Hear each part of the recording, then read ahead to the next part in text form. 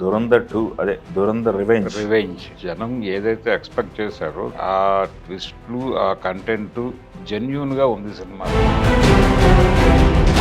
వాటిని రెచ్చగొట్టే ప్రయత్నం ఒకటి జరిగింది దేశభక్తి అనేది. కానీ రివెంజ్ ప్రోగ్రామ్ ఎలా జరుగుతుంది అనేది సెకండ్ హాఫ్ అయితే అసలు టోటల్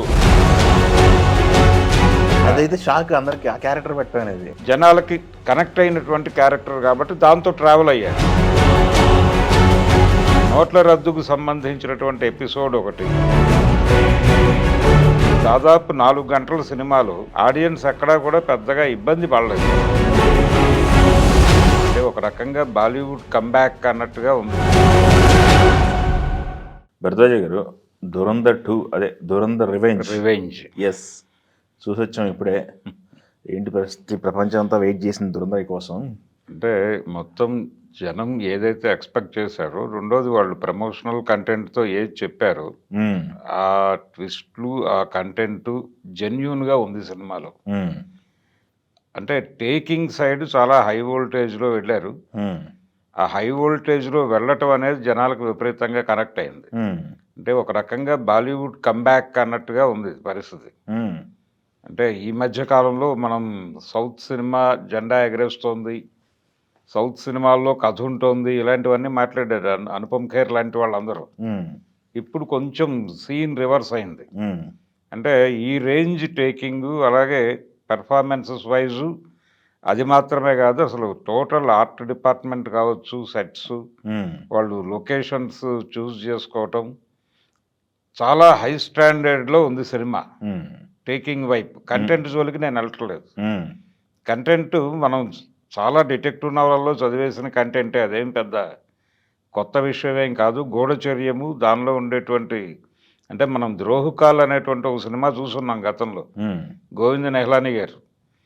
అది ఒక కోర్ట్ ఆపరేషన్, అంటే నక్సల్ నాయకుడిగా ఒక అటునుంచి ఇటునుంచి అటు పోలీసుల్లోకి ఎలా వెళ్తారు దాని మీద కథ నడిపాడు ఆయన. ఇక్కడ దాదాపు అలాంటి స్కీమ్సే నడిచినాయి. తను రా ఏజెంట్ కదా. అదే అదేలేండి, రా కదా. అదే రా మాత్రమే కాదు, వీళ్ళు అక్కడ ఒక మాఫియా దీనికి నాయకుడైపోవడం, ఈ వ్యవహారం అదంతా వాళ్ళు ఓపెన్గా చెప్పుకున్న కథే. అంటే దీనిలో ఏది వాళ్ళు హైడ్ చేయదలుచుకోలేదు. ఇంక్లూడింగ్ అంటే వీళ్ళు అక్కడికి వెళ్ళిపోయిన తర్వాత అక్కడ జీవితం, ఆ జీవితంలోకి వెళ్ళిన తర్వాత వాళ్ళకి కలిగేటువంటి ఎమోషన్స్, ప్రేమలు, ఆ ప్రయాణం అంతా న్యాచురల్గానే ఆర్గానిక్గానే నడుస్తుంది. ఆ ప్రయాణంలో పరిచయమైన వాళ్ళు, వాళ్ళతో రిలేషన్స్ అవి కూడా ఆర్గానిక్గానే నడుస్తాయి. అవి స్ట్రెయిన్ అయినప్పుడు వాళ్ళ ఫీలింగ్స్ ఎలా ఉంటాయి అనేది కూడా ఈ సినిమాలో నడిచింది. అది మనం చాలా నవలల్లోనూ వీటిలోనూ చదివినటువంటి ఎమోషన్స్ అయినప్పటికీ తెర మీద చూపించినప్పుడు ఆ భావోద్వేగానికి గురయ్యారు.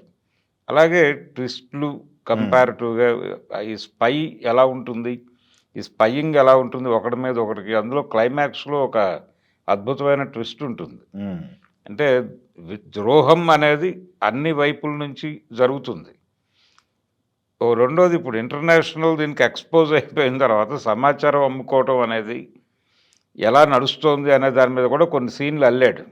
అవును, అదే నేను అనేది. అదే రియల్ ఇన్సిడెంట్లు ఆధారంగా చేసుకొని కథలు కోవటంలో అదే సక్సెస్ అయ్యాడు. అంటే ఈ సమాచారం అమ్ముకునేటువంటి సందర్భంలో ఎలా దొరికిపోతారు, ఎలా వాళ్ళు ఇంకొకళ్ళ చేతిలో బలిపశువులు అవుతారు, ఈ వ్యవహారాలు కూడా నడపటంతో సినిమా కొంచెం ట్విస్ట్లు ఎక్కువ అనిపించాయి జనాలకి. అలా దాంతోపాటు ట్రావెల్ అయిపోయారు. అంటే దాదాపు 4 గంటల సినిమాలో ఆడియన్స్ ఎక్కడా కూడా పెద్దగా ఇబ్బంది పడలేదు. ల్యాగ్ అవుతోందని కానీ, అది కేవలం ఫస్ట్ హాఫ్లో కొంత టైం, అంటే తను అక్కడికి వెళ్ళి దానిలోకి అడ్జస్ట్ అయ్యే వరకు మాత్రమే కొంచెం నడిచింది. కానీ ఆ తర్వాత అక్కడి నుంచి ట్రావెల్ అయిపోయారు జనాలు. ఎక్కడ ఇంటర్వెల్ బ్యాంగ్ ఇచ్చినప్పుడు కూడా జనాలు లేవలేదు. అది అది ప్లాన్ చేసుకోవడం బాగుంది. చాప్టర్ వైజ్ ప్లాన్ చేశాడు. స్క్రీన్ ప్లే ఆర్డర్ బాగుంది.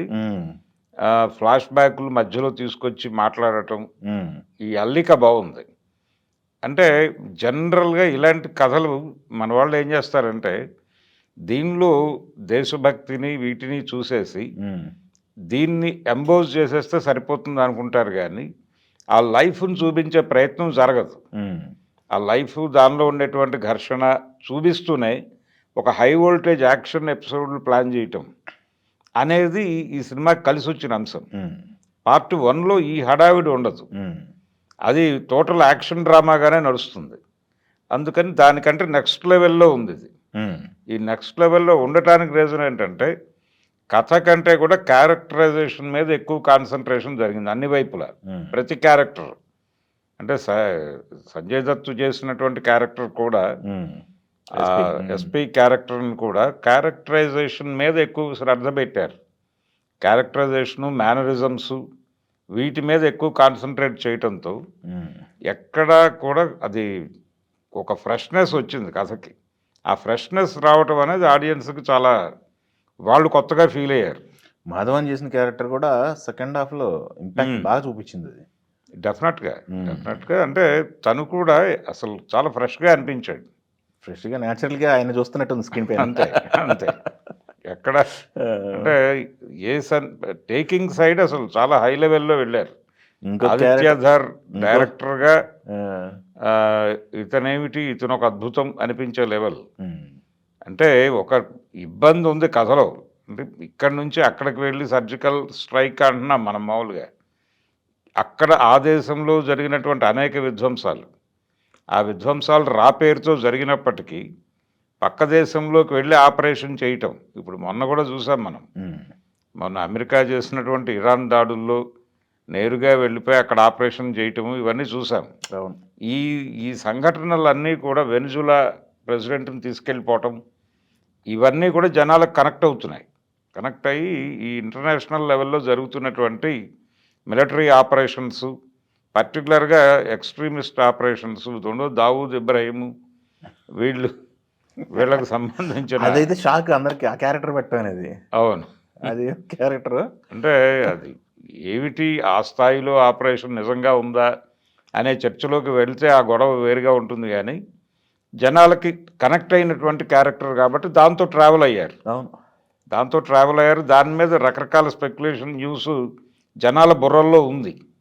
ఇవన్నీ కూడా కనెక్ట్ అయిపోయినాయి కథతో ప్రతిదీ. అలాగే నోట్ల రద్దుకు సంబంధించినటువంటి ఎపిసోడ్ ఒకటి, అలాగే దీనిలో అనేక ఉగ్రవాద సంస్థలతో లింకప్ అయిపోయి ఆయుధ వ్యాపారం ఎలా నడుస్తుంది ఆ ఎపిసోడ్ ఒకటి కొంత ఇంట్రెస్టింగ్గా నడిపాడు. అందుకని కొన్ని బ్లాక్స్ బాగున్నాయి, కొన్ని బ్లాక్స్ బాగా డిజైన్ చేసుకున్నాడు, న్యాచురల్గానే వెళ్ళింది ఫ్లో. అందుకని పెద్దగా జనాలకు ఇబ్బంది అనిపించలేదు. సినిమా అంతసేపు నడిచినప్పటికీ ఎక్కడా కూడా బోర్ ఫీల్ అవ్వలేదు. చివరికి వాళ్ళు లేచి బయటకు వెళ్ళండి అని చెప్తే తప్ప కదిలే పరిస్థితుల్లో ఆడియన్స్ లేరు. ఇంకొక అరగంట తీసినా చూడటానికి మేము సిద్ధంగానే ఉన్నాం అన్నట్టున్నారు. అంటే ఒక విందు భోజనం. అయితే ఇది థియేటర్కల్ ఎక్స్పీరియన్స్ కోసం రావాల్సింది తప్ప ఇదే కంటెంట్ని వీళ్ళు ఓటీటీలోనో లేకపోతే మరో చోట లోన్లీగా కూర్చుని చూస్తే అది కరెక్ట్ అయ్యేది కాదు. అది థియేటర్కల్ ఎక్స్పీరియన్స్, ఆ సౌండ్ సిస్టము దాంట్లో ఉండి, అంటే థియేటర్కల్ ఎక్స్పీరియన్స్ ఇచ్చే సినిమాలు కనుక మనం తీస్తే డెఫినెట్గా థియేటర్కి వస్తారు జనాలు అన్న పాయింట్ ఇలాంటి సినిమాలు చూసినప్పుడు నిజం అనిపిస్తుంది. ఇంకొక వండర్ ఏంటంటే ఇప్పటికీ కూడా ఇది రివెంజ్ వచ్చేసిన తర్వాత కూడా దురంధర్ స్టిల్ ఇంకొక 4 థియేటర్లో హైదరాబాద్లోనే నడుస్తోంది. ఏది ఓటీటీలోకి వచ్చేసింది, దానికి 2 వచ్చేసింది, అయినప్పటికీ ఇది ఉంది.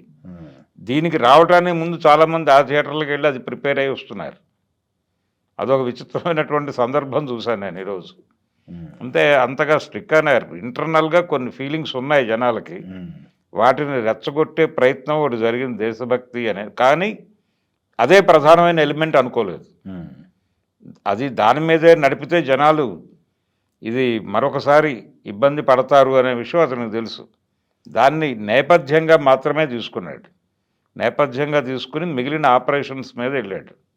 వెళుతూ జనాలకు తెలిసినటువంటి, జనాల బుర్రల్లో లింక్ అయినటువంటి అనేక సందర్భాలు, పేర్లు, వివరాలు ఇవన్నీ నడిపిస్తూ రివెంజ్ ప్రోగ్రామ్ ఎలా జరుగుతుంది అనేది. సెకండ్ హాఫ్ అయితే అసలు టోటల్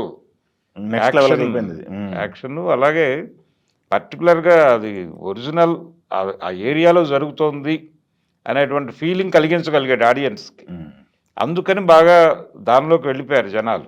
రేంజ్ ఎలా ఉంటుంది అంటారు? ఈ సౌండ్ రీసౌండ్ ఎప్పటి వరకు ఉండొచ్చు, ఎంత కలెక్ట్ చేసిద్ది అనేది జనాలు మూడ్ని చూస్తే అనిపిస్తుంది. అంటే కంటెంట్ జోలికి వెళ్లకుండా ఉండి ఎపిక్ లెవెల్‌లో జనాలు ఫీల్ అవుతున్నారు.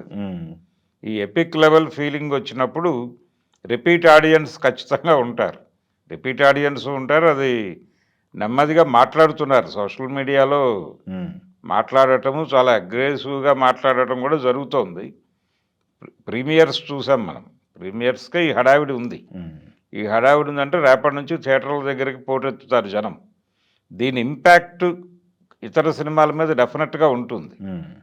అందుకని ఇది దురంధర్ తాలూకా ఏరియాగా డిసైడ్ చేయటం బెటరు అనే పరిస్థితి. మనం ఒక అంచనా అనుకున్నాం, ఇది లోకల్ లాంగ్వేజెస్లో కూడా వచ్చేస్తే డెఫినెట్గా ఇది 2000 crore అంటే టార్గెట్ రీచ్ అవ్వడం పెద్ద కష్టపడక్కర్లేదు అని అనుకున్నాం.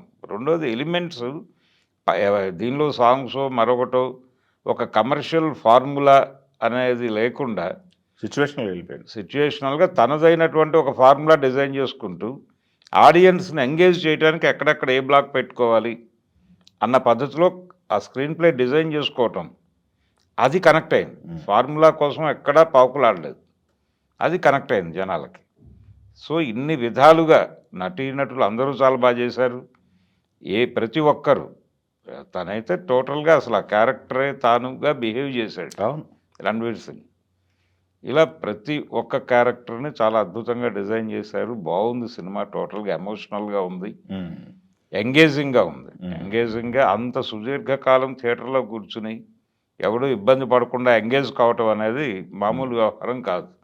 3 గంటల 49 నిమిషాలు. 49 వాళ్ళు 55 అని చెప్పారు ముందు, ఏదో కొంత తగ్గింది ఎక్కడో. అందుకని టోటల్గా జనాలైతే హ్యాపీ. ఎక్కడ ఇబ్బంది పడుతున్నట్టుగా బయటకు వచ్చినప్పుడు కూడా ఎవరు ఎక్కడ రియాక్షన్స్, నెగిటివ్ రియాక్షన్స్ లేవు. అందుకని వాళ్ళు టార్గెట్ రీచ్ అయ్యేటువంటి సినిమాగానే చూడాలి. రేపు రిలీజ్ అవుతున్నటువంటి సినిమా పరిస్థితి ఏమిటి అనేది కించిత్ ఆందోళన ఉన్నప్పటికీ ఇది లోకల్ మార్కెట్ సినిమా కాబట్టి దాని స్టామినా ఏమిటి అనేది చూడాలి. అదే తెలుగు లాంగ్వేజ్ సంబంధించి అయితే ఈరోజు రిలీజ్ అవ్వలేదు, ఈరోజు రాలేదు, అంటే ప్రీమియర్స్కి లేదు.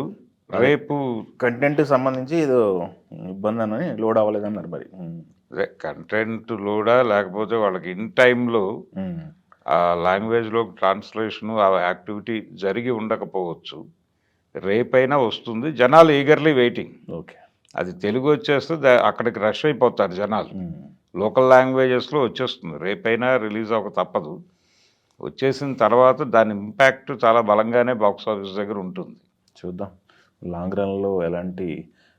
పార్ట్ 1 1100 కోట్లు అన్నారు, 1350 కోట్లు, 1350. మరి ఇది రేంజ్ ఇప్పుడు ఈ రేంజ్ వెళ్ళిన తర్వాత మిగిలిన 500-600 కూపప్ చేయడం అనేది పెద్ద కష్టమేం కాదు. కాబట్టి ఇది 2000 అనేది వాళ్ళు అనుకున్నది రీచ్ అయ్యేంత వ్యవహారం అయితే ఉంది సినిమాలో. Okay, thank you. Telugu one